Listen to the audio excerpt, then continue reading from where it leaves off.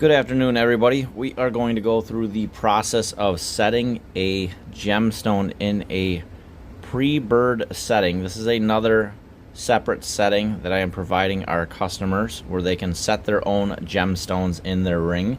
The last video I did, we did a round gemstone in a round setting. Our settings are already pre-bird. These are 0.925 silver with moissanite accent stones along the sides.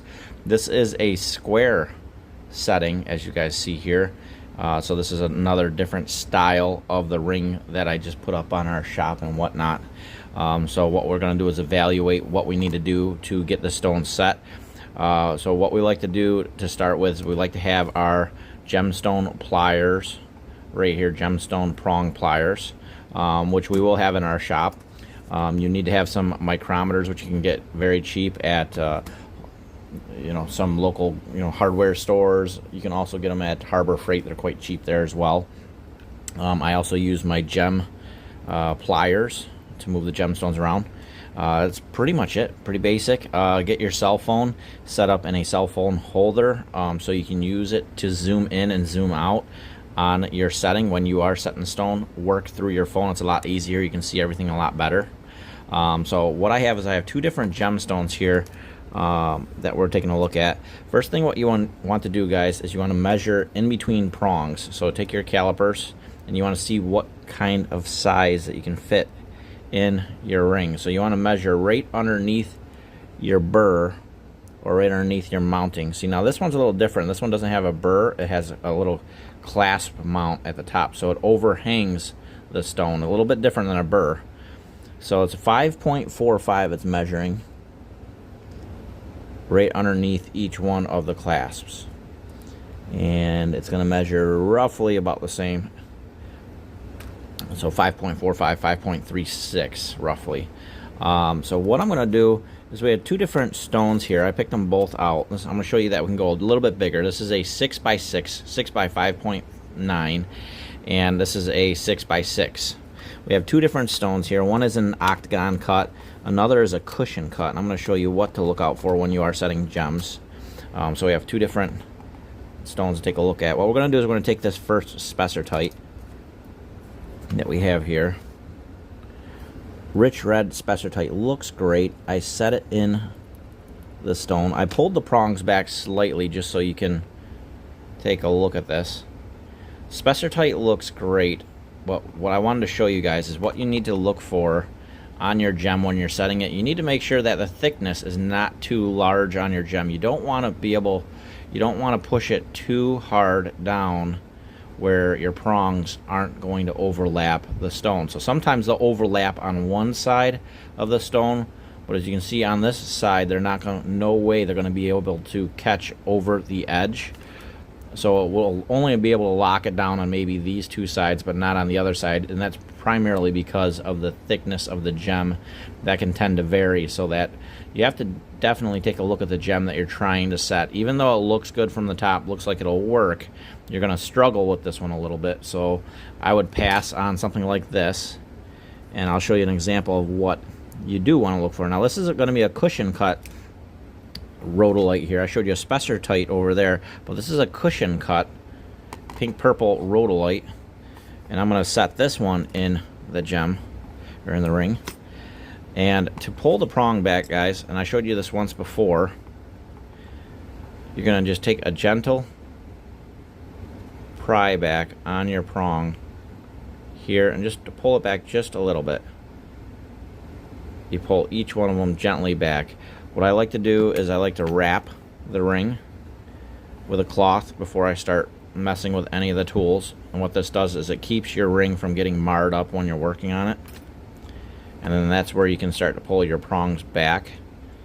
Now I've already pulled them back gently enough to fit the stone that I want to show you guys.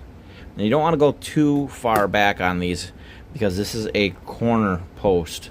So it's sort of like a square, and you can cause a little bit of damage. So just a gentle pull back where you're not going to cause it to crimp or bend.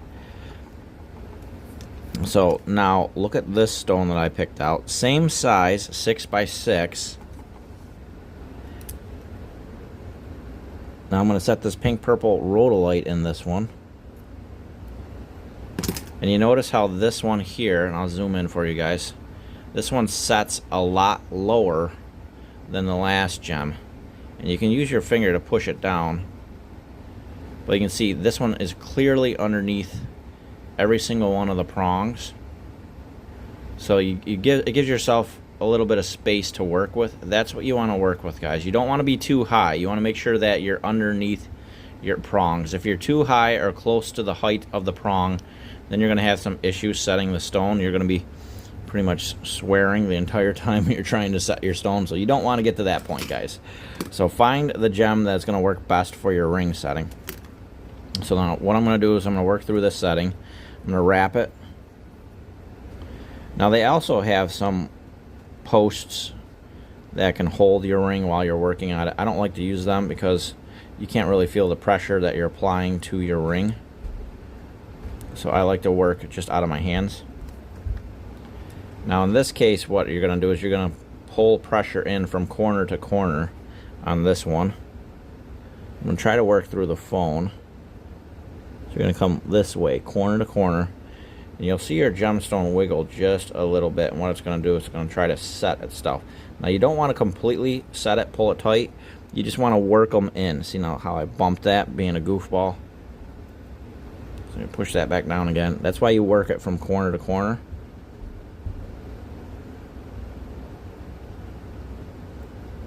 And you'll see the gem move. You don't want to push it all in at once, because what that does is it allows the gem to find the spot where it wants to sit.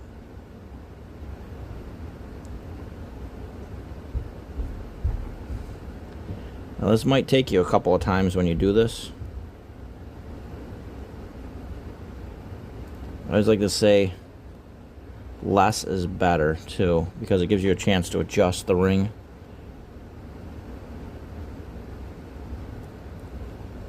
And then what I like to do is I like to rotate this around, so you got the pulling pressure in on each side. So this side's going to pull in, then you rotate, this side is going to pull in. So the side that you're using as your pressure point to pull in, hit every single corner on it. So one pulls it in and the other one sort of holds it into place.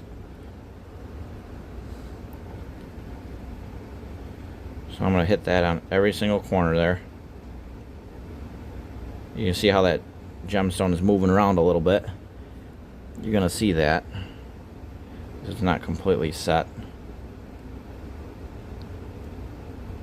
Sometimes if it's not completely set as well, it'll shoot the gem across the room, as very common. Now these square ones are a little bit trickier to work with. So you just need to take your time when you're working with it. See now this corner here is a little bit further out. That's when you're going to want to pull it in. That gem is sitting high. See how it's sitting high? It's not going to go underneath the prong. So that's where you want to use your finger and you want to push it down. Put some pressure on it. Keep it down in there. I like to use my finger. Others like to push on the top of the stone with the pliers. I don't like to do that because you could crack the stone. So I just like to push down. And then you can see that prong now is a little bit higher, so now you can pull it in.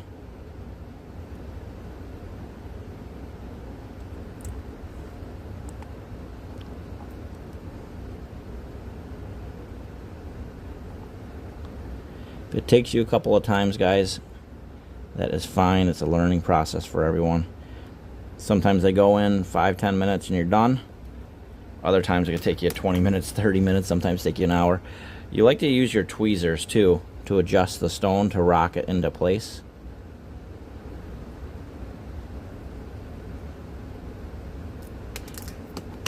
See, and that's what happens sometimes.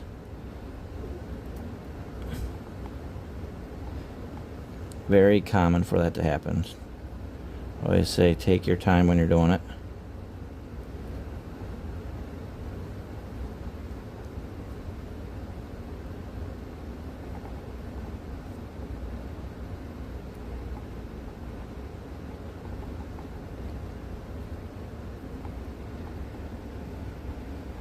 So you can see it's under the top two prongs here. This one here is good. This one here is good. This one here looks pretty good. So you got one left to pull in, and then that should lock it in. Again, you want to work with the pulling side. So you want to pull it towards this side. So what I'm going to do is I'm going to pull that tight. Okay guys, so what I want to do is I want to get in close just to show you guys here. So I pulled in both corners from corner to corner to pull it in tight. And then I brought it in corner to corner. Make sure the prongs are overlapping. I want to get a good zoom in so you guys can see this. So you want to make sure that your 4 prongs, I can point it out with the tweezers here, are overlapping the stone. You want to make sure there's no gap underneath any of those prongs. Now this one was giving me a little bit of trickiness because sometimes you got to push it down with your finger and then pull the prongs in at the same time. What you can also do to get all the prongs to spread out evenly, let's say you had one prong that was in too close into the gem, let's say in this way, and it was offsetting all the other prongs. What you can do is you can take your tweezers, your pliers, the one that has the little curve on the bottom, and you can put it on the bottom of your ring like this, and you can push gently on the top of your stone. Not hard, guys, because you don't want to crack it. Just give it a couple of little pushes. Not a consistent thrust, but a couple of little pumps just with your hand to level it out. And then you can come back in and tighten the prongs up one more time after you did that. And what that does is it makes the gem level in the mounting. So it looks pretty decent right there. I'm going to give it a little wipe. Take your gemstone tweezers. You can see mine are getting a little beat up. You want to put it underneath your gem. Give it a little push. And make sure it's not moving. You want to push it around all 4 corners. This is where your gem is either going to not move or pop out completely. You want to make sure that doesn't happen. So that one looks pretty decent. All 4 sides you want to check too, guys. It's not moving around. Use your finger too. See if you feel it moving around. I'm going to zoom out. So that is how you mount your square cut. Now this is a cushion cut that I put in that square mount, guys. You can put a cushion in there as well. It doesn't have to be a sharp corner square. Then what you do, you go through, use your rag, give it a little polish, make sure you get any of the burrs off. Feel with your fingers too. Make sure you don't have any rough edges where you're pushing the pliers too much. Again, make sure when you're using those pliers that you put the rag over your gem along here and around your gem so you don't scratch it all up. So there she is, guys. This is a pink purple rhodolite in that setting. This is a 1.18 carat, so it's over 1 carat, 6 by 6 by 4 mil on this setting. So if you guys are looking for that setting, a ring, a stone for this size, a 6 by 6 by 4, I did accomplish that on this ring. Now when you go to size your ring, guys, we didn't show you anything about sizing yet, but we have some sizing posts that we will be putting in our shop so you guys can pick them up. You want to get a sizing post like this, okay? It's going to have US on one side. It's going to have metric on other side. So let's say you're size 7. What you're going to do is you're going to slide your ring over here. It's only at a size 5, right? But this is an adjustable band ring. So what you can do is you slowly slide it up, and you'll see this band expanding out slowly. Don't push it too fast, guys. Let the metal expand. You don't want to crack it. Let it slowly expand to where it's got to go. We started at a 5, now we're moving towards a 7. Okay, we're at 7. Consistently around, you always want to check it around this metal band here too, see? Right there. So we're at a 7. Right there. You want to hit that line. Now we're on that 7. All the way around. I do like to do is give it just a little bit more, not much, just a little bit more, because the metal is going to spring back just a little bit. You can let it set on the post for, you know, 5-10 minutes if you want. Let the metal sort of stabilize. She should be okay. Now you can slide it down off the post. Now you can test it by sliding it up. It should comfortably get to a 7. So it didn't this time, so you want to slide it a little bit further. Slide it back. Now it gets to a 7, no problem. So that's where you want to be. Never try to adjust it, guys, by bending it out with your fingers, because you're going to bend the setting. Use your post to adjust your size, because what it does is it bends it out concentrically so it doesn't mess with your ring. So now that is a size 7. Sometimes it might take you a couple of times to get the metal to get where it needs to go, so don't panic. Alright, and then what I'm also going to have in our shop too, guys, is some people don't know what their actual ring finger size is. They think they know what it is, but maybe they had too many McDonald's or whatever, who knows. So we're going to have these ring settings in there as well. We'll put these in our shop. So what they do is they have the actual size on the lope, and you just put it over your finger, and if it feels comfortable without getting stuck on your knuckle, then you know where you're at. So this one, my pinky size is a ring size 9.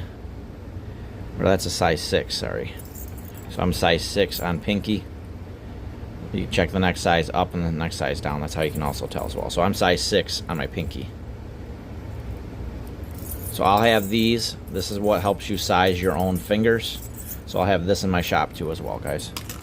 So size your own finger. So we got the ring set, prong set. You got the rough dimensions that you could use to set in this ring. Looks great. Take your time, guys. This one was a little tricky for me as well. But once you get used to it, you'll get there. And put this on there. There she is. A little tight on my finger because mine's closer to size 9, but it fits.